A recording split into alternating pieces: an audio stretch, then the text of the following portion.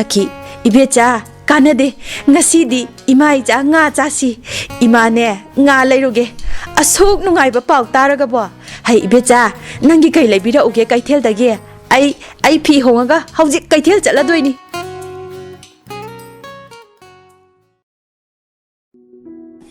Kelin mapam da sum lairak paduda mamana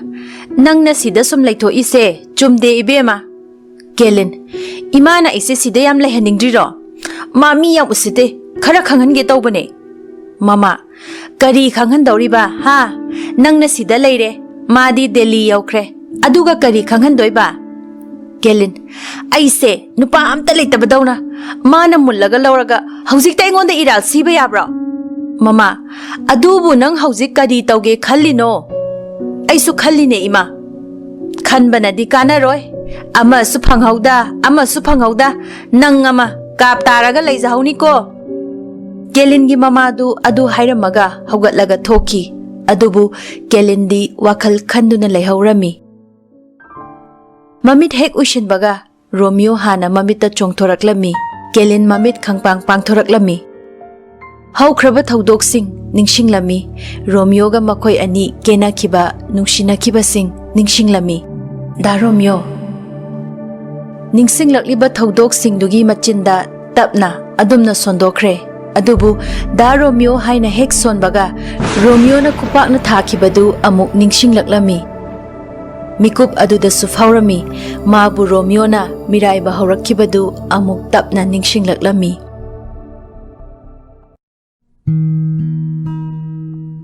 Somdana, Tracy, Paikombaga unaduna, wari sanaduna lairami. Tracy, da Paikomba, wafamdo aidi taray na laude. Aidi yung masida tangaga laibane. Aigi imong manunggi pibam, nui sukhangiba natra. Masigi wafamsi, karigumba, imaga babunga nakhanglakladi, moy sunungayroy. Da Paikomba magtadi, mama hoina, chaw na asa tawrangani. Kari sulay tabi ay amadi. Ima hoy na pamba haunade. Paikomba, aigi aningba apambada ima hoy na karisu athingba pirakloy. Aigi apambado moigisu apamba ni. Aisu nangna khaliba wakhaldo khange naubi. Adubu nungsibagi mafamdadi madugi mathau tadabra khale. Aiga leminagadaba nupidi aina pamzaba nungsijaba khanbada kari kaiba leige. Aigi se isagi khudong chaba lawbane su khanbigano. Nang yam chingnaragana ngasimak ay imaga pabungada soidana haigani ay sunupa machani kaino nang nabu yabiradi ay nang na taw haiba loina tawba ngamniba Tracy engonda khanaba matam kharadi bibiyo da Paikomba ay nang nangayo haiba matam da faw ngai geba Tracy marak sida da Paikomba na hina khoida jabi matek jabi ama laklabasu da Paikomba na chatkibada ay kaisu warobo tawzaroy Paikomba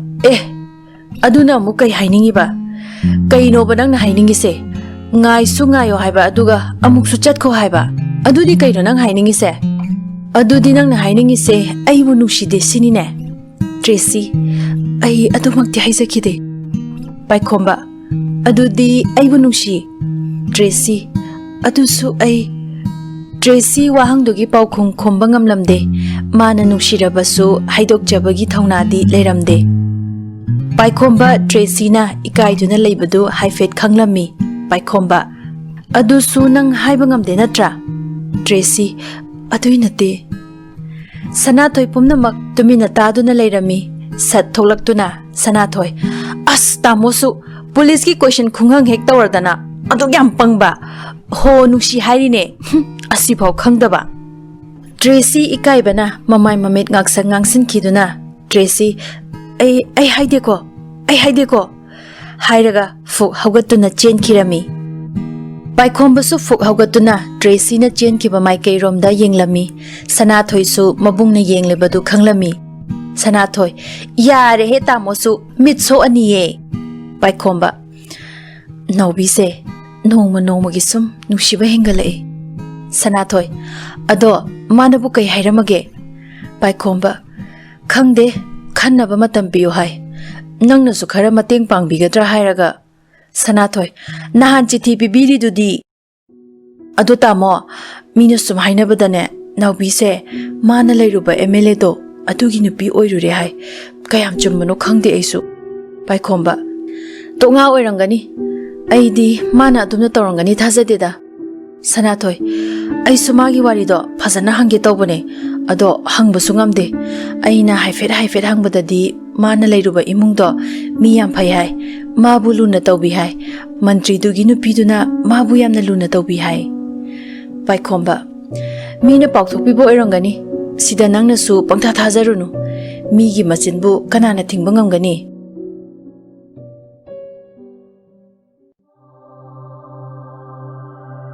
ꯁꯣꯝꯗꯅ ꯇ꯭ꯔꯦꯁꯤ ꯂꯝꯕꯤꯗ ꯁꯨꯝ ꯂꯥꯛꯄꯗꯨꯗ ꯂꯩꯀꯥꯏ ꯅꯨꯄꯥ ꯅꯍꯥꯟ ꯂꯤꯂꯥ ꯌꯦꯡꯐꯝꯗ ꯊꯦꯡꯅꯈꯤꯕꯗꯨ ꯊꯦꯡꯅꯔꯝꯃꯤ ꯅꯨꯄꯥ ꯑꯃꯅ ꯅꯥꯎꯕꯤ ꯀꯥꯏꯗ ꯆꯠꯂꯨꯏꯅꯣ ꯇ꯭ꯔꯦꯁꯤ ꯈꯪꯂꯦꯞ ꯂꯦꯞꯄꯝꯃꯤ ꯑꯅꯤꯁꯨꯕ ꯅꯨꯄꯥꯅ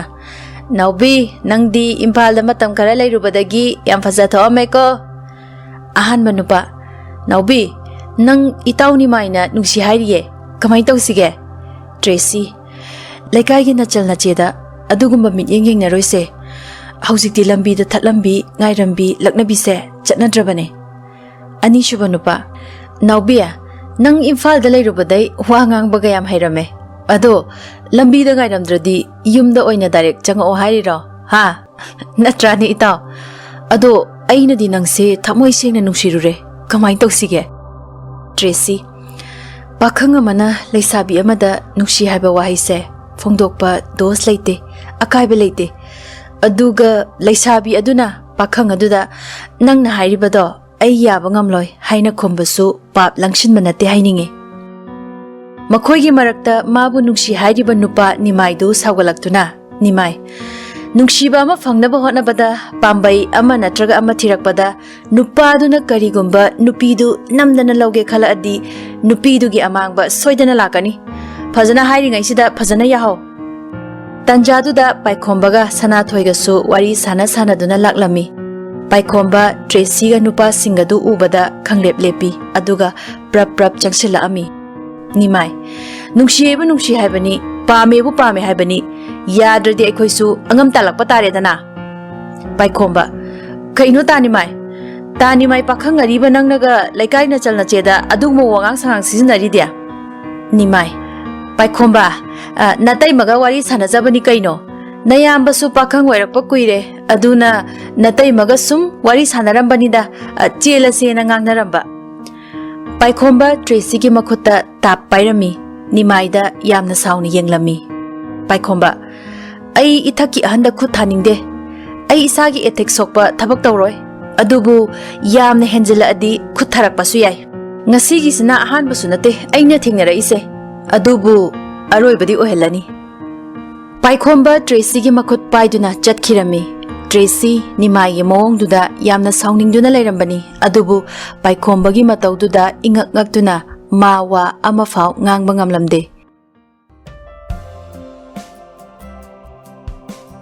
ꯁꯣꯝꯗꯅ ꯅꯨꯃꯤꯗꯥꯡꯗꯨꯗ ꯁꯦꯂꯤꯒ ꯔꯣꯃꯤꯌꯣꯒ ꯑꯃꯨꯛ ꯅꯨꯡꯁꯤꯅ ꯋꯥꯔꯤ ꯁꯥꯟꯅꯗꯨꯅ ꯂꯩꯔꯝꯃꯤ ꯁꯦꯂꯤ ꯇꯥꯃꯣꯗꯤ ꯅꯨꯄꯥ ꯄꯥꯝꯕ꯭ꯔꯥ ꯅꯨꯄꯤ ꯄꯥꯝꯕ꯭ꯔꯥ ꯔꯣꯃꯤꯌꯣ ꯑꯩꯒꯤꯗꯤ ꯑꯃ ꯍꯦꯛꯇ ꯌꯥꯏ ꯑꯗꯨꯕꯨ ꯅꯪꯉꯣꯟꯗꯒ ꯅꯨꯡꯁꯤꯅ ꯃꯃꯥ ꯍꯥꯏꯅ ꯀꯧꯒꯗꯕ ꯁꯦꯂꯤ ꯗꯣꯛꯇꯔꯅ ꯑꯩꯁꯦ ꯃꯃꯥ ꯑꯃ ꯑꯣꯏꯕ ꯉꯝꯒꯅꯤ ꯍꯥꯏꯔꯛꯄꯒꯤ ꯃꯤꯀꯨꯞꯇꯨꯗ ꯑꯩꯒꯤ ꯏꯁꯥꯁꯦ ꯅꯍꯥꯟꯈꯩꯒ ꯃꯥꯟꯅꯗꯕ ꯑꯃ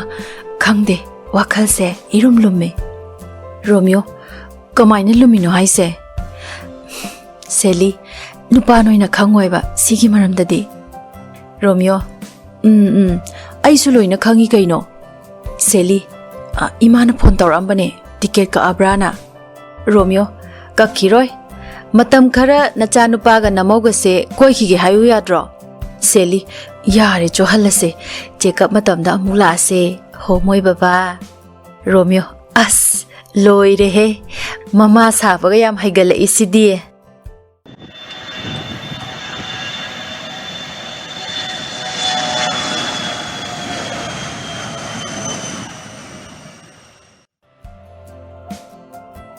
ꯃꯇꯝ ꯈꯔ ꯂꯩꯔꯒ ꯁꯦꯂꯤꯒ ꯔꯣꯃꯤꯌꯣꯒꯁꯨ ꯃꯌꯨꯝꯗ ꯍꯜꯂꯛꯂꯝꯃꯤ ꯁꯈꯤ ꯃꯆꯥꯅꯨꯄꯥꯒ ꯃꯃꯧ ꯅꯨꯄꯤꯒ ꯍꯜꯂꯛꯄꯗꯨꯗ ꯍꯔꯥꯎꯖꯔꯝꯃꯤ ꯁꯈꯤ ꯉꯥꯏꯈꯣ ꯃꯩꯒ ꯑꯣꯛꯈꯤꯁꯤꯀꯣ ꯁꯈꯤ ꯈꯕꯔ ꯃꯩ ꯊꯥꯗꯨꯅ ꯃꯃꯧꯒ ꯃꯆꯥꯅꯨꯄꯥꯒꯗꯨ ꯑꯣꯛꯂꯝꯃꯤ ꯁꯦꯂꯤꯒ ꯔꯣꯃꯤꯌꯣꯒꯁꯨ ꯀꯥꯗ ꯆꯪꯂꯛꯂꯝꯃꯤ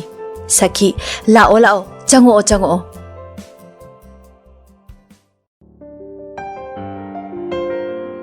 Somdana Kelingi mama Nangbu sumaina sum lairadi yaroine wa amadi khanabana phatro napa su nangi khanbada yam warabani Kelin madui nupado aidi kauba lakatra khanbani chanana kauba lakti mi Mama mabu Delhi de halakre haibro Kelin khangde ima Mama karino ne ibema on thokna pangida ko imagi ibema nangse aina di phaniyam takpi khigum tawbani nangne ko nang haibi de haini kap taraga lehauba soiroi haisini Kelin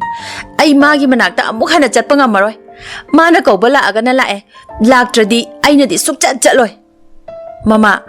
adu yade ne nangbu wakhal khara khantau nangse nupa ani di surabani ne bema mathangdadi nangbu lawbina ba leiraroi ne imagi bema nangbo Kelin da Romeo na di aibu yam nuksijakibane haujiksu ma aibu ningsinglamkini Mama aduk phakraba Romeo du thado amaga mana khattana mayum panjaraga haujikta ningamaktraba haujikpu nangbu Romeo na amuk loksin bikidro ha masu haujikti magi nupi ahanga nungsinana leiramani Kelin dadana di aibu yam nuksijabane aina thajai ima ma di engonda ngayaktang saurabasu engonda yam kuina sauba ngamdabane imana dadada phasana hainabiyo ma aibudi yam ningsingamni ima Mama ngai khoda ibema matang matam haiba amasu lei nangna Romeo ga hanjanare khalo aduga Michael na amuk pharak tara adi kamain tauba Kelin ai maga divorce tauba pame ima ai punsi se nina ta na hingba pame mana amuk chai na hanba pamdre Mama aduda Romeo na nangbu loksan banga moy haira adi kamdauba amu ichop chop na dana ngai khoda ima iza tapna khana kisi Kelin dadana aibu soidana loksan bini ai thajai ima ado ima kaino masu leire yagadaba Mama kari wano Kelin dadado angang yawbo ngamdabagi namada aina soikiba lankiba singdo ngakpinaba haijarase ima miyamangdadi aise da Romeo gi nupi yaimani ima Mama ibema haibino haide handakti nangna Michael da chenbagi matamdo Laikai gi miwa ngangna bi mayam sina chibon ngangna riba bot ka da bagi haujikti chen khrena adugi imana nangse Romeo ga hanjin hanba pamine imagi ibema Kelin ima ai punsida da Romeo gumna nuksiba nupa thengnaraktri Michael da su Tamo Romeo gumna nuksiba ngamde haujikti khara phasabi londa soikiba singdo ngaknarasi Michael na aibu phaduna lobibani haujikti aisu Tamobu kawbo ngamdabagi halaktuna leire imung sigi sagai mutanaba aibu amuk hana loksinbiro iche seliga aikhoi nungsi chanana leiminarasi haujikti na hairasira ima Mama ngai khoda imagi bema taha ganu Michael ga nanga laikhai ama tanakho nangna adumna lepadi nangi wakhal dusu honganu aduga ne nangna mit amuk ngauraga amada amuk pankinu ko Hendi helabani nangama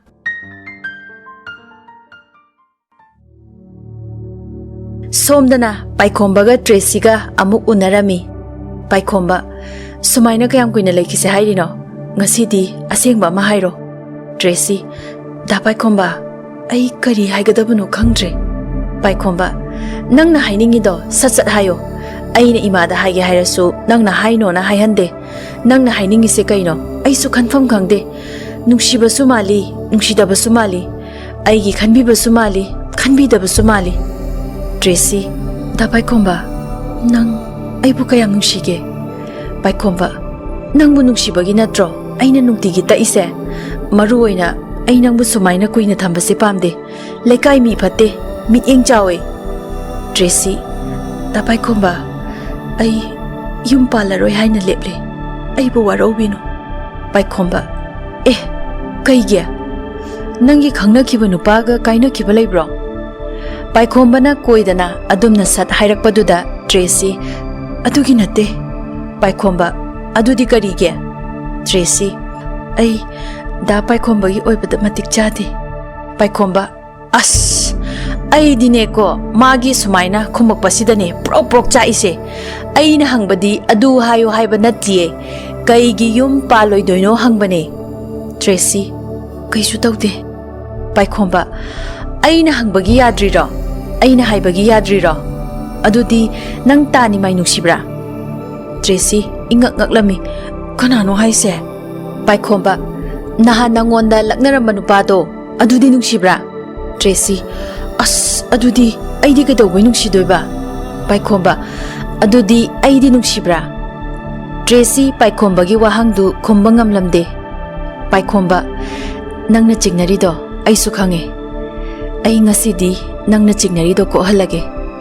nangna aibudi nungsi haibesu khangi nangi midyeng aduna Tracy Paikhomba aduna ai kainom haige ngasi mamada Ibani koine hayura natraga hausik ibani jelasira amakhallo Tracy ingak ngaktuna yenglami Paikhomba ai nangbu thamoi sengna nungsi naubi ai nangonda force ti tawroi nangna nungsibado ai ngaige adubu nangdi aigi oini kanamtagi oibasu yaroi ngasidi aisu nupa macha thoke imada ibani gi wari loina tamgani nangbu mamau ohengani Tracy kari khumgadabno haiba khanglamde mapuk ningdadi hainingba tamningba wa ngaktani adubu chenbal thokna tamba ngamlamde tanjaduda Paikhomba gi mamana ibungo nangbu kadaida leige haina kaurami makhoi ani fuk haugalaklammi Tracy ta Paikhomba imana kaure nang chatlo Paikhomba ai imada ngasidi loina hairage au ima ai sida leiye Paikhomba fuk haugatuna chatkirami Tracy sor sangna hondok jarami adubu magi wakhalda charangna duna lerami da Paikhomba na aibu thamoi singna nungsibiba oiramadi wari singse ai sanathoida lirasira karigumba mana ibu thamoi singna nungsibiba oirabadi aigi damakta ma dum lepikini karigumba aina wari se lihaudrabadi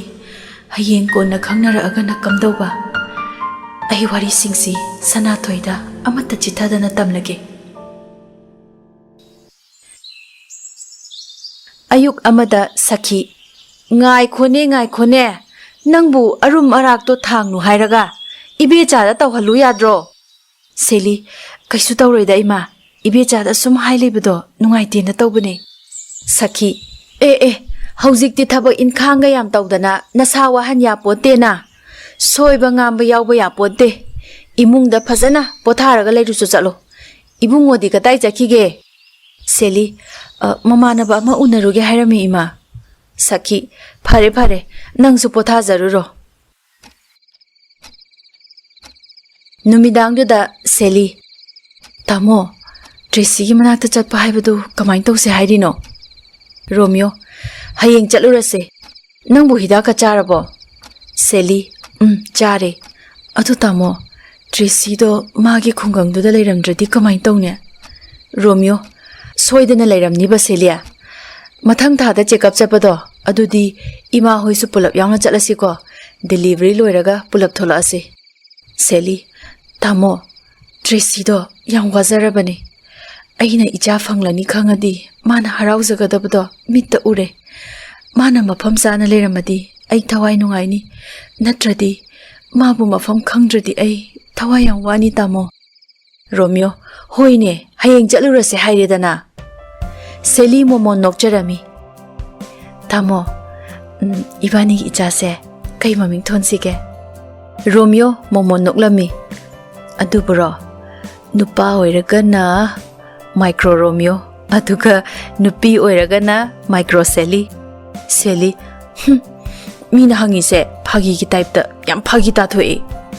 Romeo se ai hairage se